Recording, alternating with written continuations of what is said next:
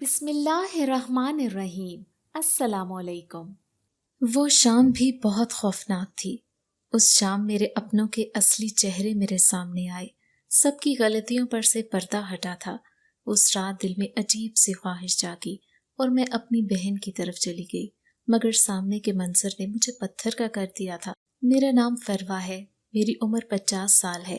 میرے ابا سبزی فروش تھے اور اماں گھریلو خاتون تھیں۔ وہ گھر میں رہ کر بچوں کے کپڑے سلائی کیا کرتی تھی۔ مجھے دینی تعلیم سیکھنے کا بہت شوق تھا۔ میں نے قرآن حفظ کیا، مگر جب میرا شوق میرا جنون بن گیا تب میں نے اماں سے کہہ کر ترجمہ اور تفسیر بھی کرنے لگی۔ میں دیندار بننا چاہتی تھی، اچھے اور برے، حق اور سچ، ٹھیک اور غلط میں فرق جاننا چاہتی تھی۔ میں نے ترجمہ تفسیر کرنا شروع کیا تو مجھے معلوم ہوا کہ ہم لوگ کتنی غفلت میں تھے۔ میں اکثر اپنے اماں ابا کو دین کے بارے میں بتاتی۔ میں اپنے آس پاس کے ہمسائے لوگوں کو بھی دین کی تعلیم دینا چاہتی تھی، مگر جو ان پڑھ ہوتا میرا مذاق اڑاتا یا مجھے برا بھلا کہنے لگتا۔ پہل تو میں کمزور پڑنے لگی تھی، مگر پھر میں نے خود میں ہمت جمع کی اور سوچ لیا کہ جہاں جو غلط ہوتا ہوا نظر آئے گا میں وہاں آواز ضرور اٹھاؤں گی اور کسی کو ظلم برداشت نہیں کرنے دوں گی۔ مگر اکثر اوقات ہم جس چیز سے بچتے ہیں ہمیں اسی چیز کے ذریعے امتحان دینے پڑتے ہیں۔ آزمائشیں ہم پر اسی چیز کے ذریعے سے آتی ہیں۔ ہمارا معاشرہ غلط بات پھیلانے پر تو بڑی سمجھداری سے کام لیتا ہے، مگر کوئی عقل کی بات کہہ دے تو اس کا مذاق بنانے لگ جاتا ہے۔ سب لوگوں کی طرف دیکھتے ہوئے میں بہت پریشان رہنے لگی تھی۔ ایک روز محلے میں عجیب سا شور مچ گیا۔ میں ابھی مدرسے سے آئی تھی جب محلے میں رش لگا دیکھا۔ ہماری ہمسائی پروین بیگم کے گھر پہلے تو کبھی اتنا رش نہ تھا۔ میں بھی ایک دم پریشان ہو گئی کہ خدا خیر کرے اور پروین بیگم کے گھر کے پاس چلی گئی۔ گھر کے اندر سے چیخو پکار کی آوازیں آ رہی تھیں، جیسے کوئی کسی کو بے دردی سے مار رہا ہو۔ میں بہت حیران ہوئی اور جلدی سے پروین بیگم کے گھر کے اندر داخل ہو گئی، مگر سامنے کا منظر دیکھ کر میرے تو رونگٹے کھڑے ہو گئے۔ جب پروین بیگم کی بیٹی، جو بہت خوبصورت اور جوان تھی، پروین بیگم نے اسے رسیوں کے ساتھ باندھ رکھا تھا، مگر وہ خود کو چھڑانے کی کوشش کر رہی تھی اور اس کے پاس ایک عجیب و غریب پیر بابا کھڑا تھا جو پروین بیگم کی بیٹی شمائلہ پر پانی کے چھینٹے مار رہا تھا۔ میں نے پروین بیگم سے پوچھا شمائلہ کو کیا ہوا ہے، تو پروین بیگم کہنے لگی کہ شمائلہ پہ سایہ ہو گیا ہے اور یہ شہر سے آئے پیر بابا ہیں، بہت جانے مانے ہیں اور یہ ہر روحانی بیماری کا علاج کرتے ہیں۔ میں نے غور سے پیر بابا کو دیکھا تو ان کا حلیہ بہت عجیب سا تھا۔ لال قمیض پر جگہ جگہ پیوند لگے ہوئے تھے اور وہ پیر بابا کم اور فقیر زیادہ لگ رہا تھا۔ میں نے حیرت سے پروین بیگم کی طرف دیکھا جو پڑھی لکھی خاتون تھی مگر پھر بھی جاہلانہ حرکتوں پر بھروسہ کر رہی تھی۔ میں حیرت سے پروین بیگم کو دیکھ رہی تھی۔ میں نے ان سے پوچھا آپ کسی بھی غیر انسان پہ کیسے بھروسہ کر سکتی ہیں، مگر پروین بیگم کی تو جیسے آنکھوں پر پردہ پڑ چکا تھا۔ میں نے جب پیر بابا سے پوچھا کہ آپ کہاں کے رہنے والے ہیں اور کہاں سے آئے ہیں اور آپ کے استاد کون ہیں، تو پیر بابا حیرانگی سے میری طرف دیکھنے لگے۔ میں نے پیر بابا سے کہا کہ مجھے آیت الکرسی سنائیں۔ پیر بابا کے چہرے کا رنگ اڑ گیا اور ان کا پورا وجود کانپنے لگا اور کہنے لگے کہ میرے کام میں دخل اندازی مت دو۔ میں اسی وقت سمجھ گئی کہ یہ کوئی بہانے کر رہا ہے۔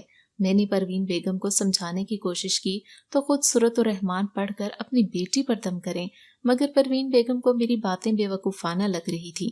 ان کے مطابق وہ پیر بابا زیادہ سمجھدار تھا۔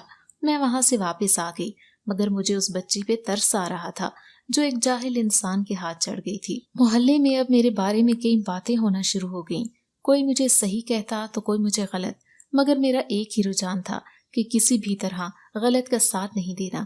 جب یہ بات میرے ابا کو پتہ چلی تو ابا مجھ سے خفا ہونے لگے اور کہنے لگے کہ ہم نے ابھی اسی محلے میں رہنا ہے، یہاں ہمیں رہنے کے قابل چھوڑ جاؤ، یہ نہ ہو کہ تمہاری شادی کے بعد ہمارا بھی یہاں رہنا مشکل ہو جائے۔ میں اپنے ابا کو سمجھاتی کہ ابا کب تک غلط کا ساتھ دیں گے، کبھی تو حقیقت کا ساتھ دیں اور سچ بولنے کی ہمت پیدا کریں۔ یہ دنیا ہے، یہاں سے کسی نے آپ کو کوئی ریوارڈ نہیں دینا۔ مگر ابا میری کوئی بات نہ سنتے اور کہنے لگے کہ اب میں تمہاری جلد سے جلد شادی کر دینا چاہتا ہوں، اس سے پہلے کہ تم کوئی نیا کام دکھاؤ۔ اور اماں کو غصہ ہونے لگے کہ میں تمہیں منع کرتا تھا کہ اس کو گھر سے باہر مت نکالو، جب سے یہ گھر سے باہر نکلنے لگی ہے تب سے دوسرے لوگوں کے معاملات میں ٹانگ اڑاتی ہے، پورا محلہ اس پہ تھو تھو کرتا ہے، بہتر ہے کہ اس کو اب گھر پہ ہی رکھو۔ اب تو اماں کی بھی بس ہو گئی تھی، میری خاطر ابا سے لڑ لڑ کے وہ بھی تھک چکی تھی، اسی لیے ماں نے میرے آگے ہاتھ جوڑ دیے اور کہنے لگی جب تک تمہاری شادی نہ کر دوں تب تک گھر پہ ہی رہو۔ میں اماں اور ابا کے افسوس کرنے لگی، مگر ان کی مجبوری سمجھتے ہوئے میں خاموشی سے گھر بیٹھ گئی۔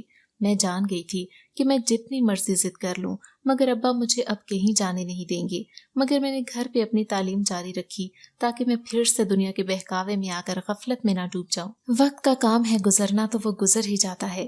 مہینہ پر لگا کر گزر چکا تھا۔ پورے 1 مہینے سے میں گھر پہ بیٹھی تھی۔ رات کا وقت تھا، سب سو چکے تھے، میں بھی سونے کے لیے لیٹی تھی کہ اچانک گھر کا دروازہ زور زور سے کھٹکنے لگا۔ میں ایک دم گھبرا گئی کیونکہ آدھی رات کا وقت تھا اور سب سو رہے تھے۔ میں جلدی سے اٹھی اور کمرے سے نکلی کہ اتنی دیر میں ابا اور اماں بھی کمرے سے نکل آئے۔ میں نے پریشانی سے ابا کی طرف دیکھا۔ ابا نے ہمیں ہاتھ کے اشارے سے وہاں ہی رکنے کو کہا اور خود دروازے کی طرف چل پڑے۔ میں نے ابا کو روکنے کی کوشش کی اس خیال سے کہ نہ جانے اس وقت کون ہے، مگر جیسے ہی ابا نے دروازہ کھولا میرے سر پہ آسمان ٹوٹ پڑا، کیونکہ پروین بیگم روتے ہوئے گھر کے اندر داخل ہوئیں اور اماں سے لپٹ کر پھوٹ پھوٹ کر رونے لگیں اور کہنے لگیں کہ کاش میں تیری بیٹی کی بات مان لیتی تو آج مجھے یہ دن نہ دیکھنا پڑتا۔ میں تو برباد ہو گئی ہوں، میری تو دنیا ہی اجڑ گئی ہے۔ وہ پیر بابا ڈھونگی تھا، اس نے میری بیٹی کی عزت خراب کر دی اور مجھے یہی کہتا رہا کہ اس پر سایہ ہے، جبکہ وہ تو اس پیر بابا کے ظلم پر روتی رہتی تھی۔ مگر مجھے سمجھ ہی نہ آئی، کاش میں سمجھداری سے کام لیتی اور اپنے پڑھے لکھے ہونے کا ثبوت ادا کرتی۔ پروین بیگم میرے آگے ہاتھ جوڑنے لگیں اور کہنے لگیں بیٹا مجھے معاف کر دو، میں نے تمہاری بات پہ یقین نہیں کیا، تم سچ کہہ رہی تھی اور ہمارا بھلا چاہتی تھی۔ اگر اس روز میں نے تمہاری بات پہ یقین کر لیا ہوتا تو شاید آج میری بیٹی اس تکلیف میں نہ ہوتی۔ میں نے پروین بیگم کے ہاتھ تھام لیے اور انہیں تسلی دی کہ ایسا کچھ نہیں ہے، یہ تو بس آزمائش ہے اللہ کی طرف سے دی گئی، وہ اپنے پیارے بندوں کو ہی آزماتا ہے، اللہ نے اس پہ آزمائش ڈالی ہے تو وہی ڈالے گا۔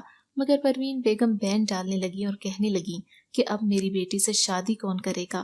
پورا محلہ میری بیٹی کو بد کردار کہے گا اور اس پر تھو تھو کرے گا، میں یہ بدنامی جھیل نہیں پاؤں گی۔ میں نے پروین بیگم سے کہا کہ آپ اللہ کی آزمائش سے مایوس نہ ہوں، ہر وقت اس کا ذکر کرتی رہا کریں، وہ غفور الرحیم ہے، وہ ہم سب پر رحم کرے گا۔ پروین بیگم تو اپنے گھر جا چکی تھیں، مگر میں وہ ساری رات سو نہ پائی۔ جس چیز کا ڈر تھا وہی ہوا تھا، مگر ابھی شاید قیامت ٹوٹنی باقی تھی۔ اگلے روز صبح سویرے ہی گلی میں عجیب ماجرا تھا۔ میں چھت پہ کھڑے کپڑے سکھانے گئی تھی کہ میری پڑوسن اپنی چھت پر کھڑے آپس میں بات چیت کر رہی تھی۔ میں بھی ان کے پاس کھڑی ہو گئی۔ وہ نہ جانے کس کی مرگ کی باتیں کر رہی تھی۔ میں نے جب پوچھا کہ کون مر گیا ہے تو کہنے لگی پروین بیگم کی بیٹی نے خودکشی کر لی ہے۔ میں تو اپنی پڑوسن کی باتیں سن کر حیران رہ گئی، میرے پیروں تلے زمین نکل چکی تھی۔ میں کامتے وجود کے ساتھ جلدی سے نیچے آئی اور اماں کو سب بتا دیا، مگر اماں کو بھی میری بات پہ یقین نہیں آ رہا تھا۔ مجھے تو اب تک اپنی سماعت پر یقین نہیں آ رہا تھا کہ جو میں سن کے آئی ہوں خواہ وہ سچ ہے یا جھوٹ۔ میں نے اماں سے کہا کہ جلد سے جلد پروین بیگم کے گھر جائیں، پتہ کریں کیا حقیقت ہے۔ میری اماں جب پروین بیگم کے گھر سے لوٹیں تو ان کی آنکھیں بھی سوجی ہوئی تھیں اور کہنے لگیں کہ پروین بیگم کی بیٹی نے خودکشی کر لی ہے۔ میں تو اپنا سر دونوں ہاتھوں میں تھام کے بیٹھ گئی تھی، نہ جانے ایسی اور کتنی لڑکیاں تباہ ہونی تھیں۔ میں نے اماں سے کہا کاش آپ اس وقت مجھے گھر پہ نہ روکتیں تو شاید آج میں شمائلہ کے لیے کچھ کر سکتی۔ میری اماں بھی شرمندہ ہوتے ہوئے نظر چراتے ہوئے ادھر ادھر دیکھنے لگیں، مگر اب پچھتانے کا کیا فائدہ تھا، اب تو جو ہونا تھا وہ ہو گیا تھا۔ میرے ابا کو جب یہ علم ہوا تو ابا میرے لیے اور ڈر گئے اور کہنے لگے کہ جو غلطی شمائلہ نے کی ہے وہ غلطی تم کبھی مت کرنا۔ اب تو ابا اور تیزی سے میرا رشتہ دیکھنے لگے تھے۔ روز کوئی نہ کوئی لڑکے والے مجھے دیکھنے کے لیے گھر پر آتے، مگر کسی کو میں پسند نہ آتی تو کوئی ہمیں پسند نہ آتا۔ اب تو میری عمر گزرتی جا رہی تھی۔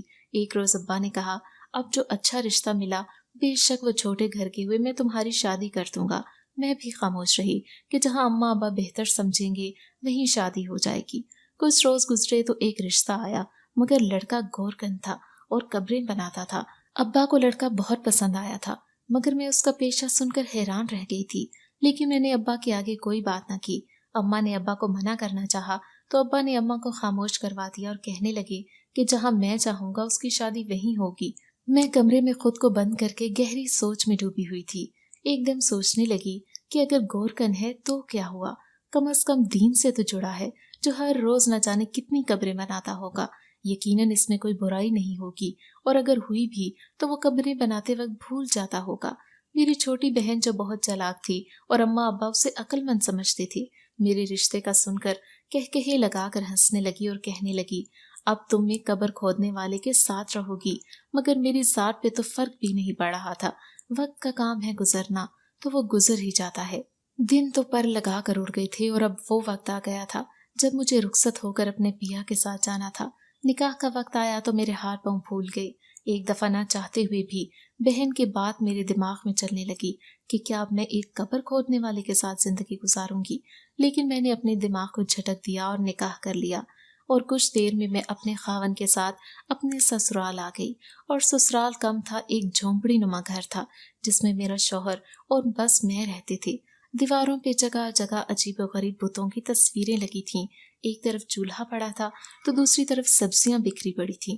دلہن کا جوڑا پہنی حیرانگی سے ادھر ادھر دیکھ رہی تھی کہ اچانک میرا شوہر آیا۔ یہ بہت عجیب و غریب شخصیت کا مالک تھا۔ اس کے چہرے پہ عجیب عجیب داغ تھے اور لمبے گھنے بال کندھے پہ چھوڑے ہوئے تھے۔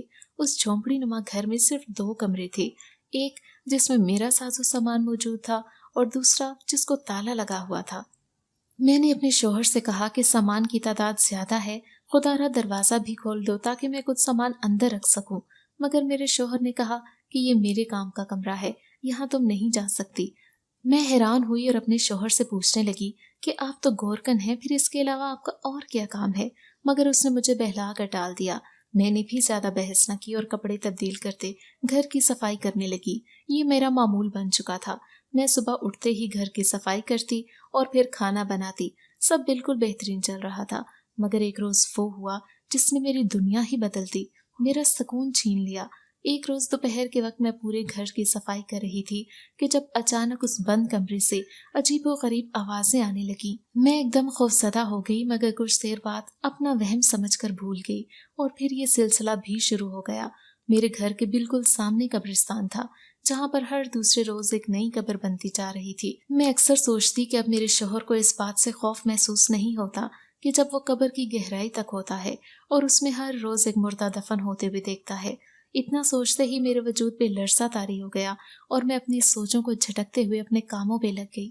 کچھ روز گزرے کہ پھر سے اس بند دروازے کے پیچھے عجیب سی آوازیں آنے لگیں، جیسے وہاں کوئی موجود ہے، مگر یہ بات بالکل صاف تھی، ان میں ایک عورت کی اور ایک مرد کی آواز تھی۔ میں خاموشی سے دروازے کے پاس جا کر کھڑی ہو گئی اور کان کمرے کے دروازے پر لگا لیے، مگر اندر سے نہ جانے کون سے راز و نیاز ہو رہے تھے۔ کچھ دیر گزری کہ میرا شوہر گھر پر آیا اور اس کے کپڑوں پر بہت مٹی لگی ہوئی تھی، جیسے ابھی کسی کی قبر کھود کر آیا ہو، مگر کچھ دیر پہلے تو قبرستان میں ایسا کچھ نہیں ہوا تھا۔ میرا خاوند گورکن تھا۔ میں نے اپنے شوہر سے بولا کہ آپ کے گھر میں سایہ ہے، مگر میرا شوہر کہنے لگا کہ ایسا کچھ نہیں ہے، بس اس دروازے کے پاس نہیں جانا اور نہ کبھی اس کو کھولنے کی حماقت کرنا۔